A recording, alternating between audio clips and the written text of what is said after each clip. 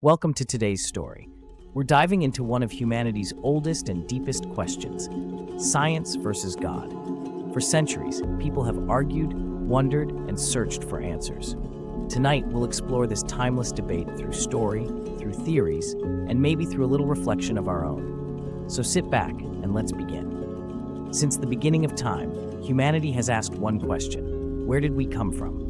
Some looked at the stars, the oceans, the mountains, and saw the hand of a creator. Others studied the patterns of nature and believed the answers were hidden in science. And so began the eternal debate: science versus God.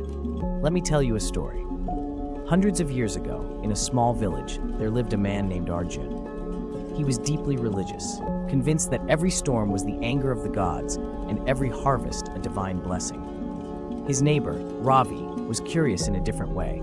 He observed the skies, measured shadows, and wrote down numbers. He believed the rains and the harvest could be explained by nature itself. One night, lightning struck the village. Houses burned, people panicked. Arjun cried, "The gods are punishing us." But Ravi pointed to the storm clouds, explaining the clash of heat and pressure. Both men looked at the same event, but through different eyes.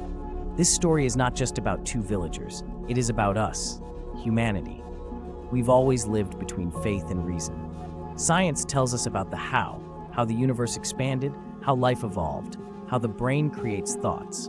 God, or belief in God, tries to answer the why there is something instead of nothing, why we feel love, morality, purpose. Now let's look at a few theories. The Big Bang Theory says the universe began nearly 14 billion years ago from a single point of energy. Space, time, and matter all exploded into being.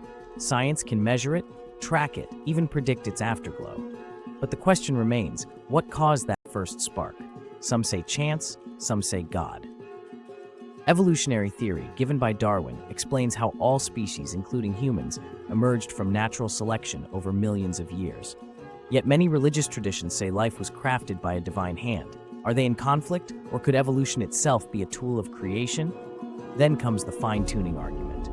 Scientists have discovered that the universe runs on delicate balances. Gravity, the speed of light, the strength of atoms, all tuned so perfectly that even the slightest change would make life impossible. Some say this precision is proof of an intelligent designer. Others argue that with countless universes, we just happen to exist in the one that works. And what about consciousness? Science can map the brain, record neurons firing, explain emotions through chemistry. But the experience of being, the soul, awareness, the I inside of us, remains a mystery. Is it just biology or something divine? Maybe the truth is not about choosing one side.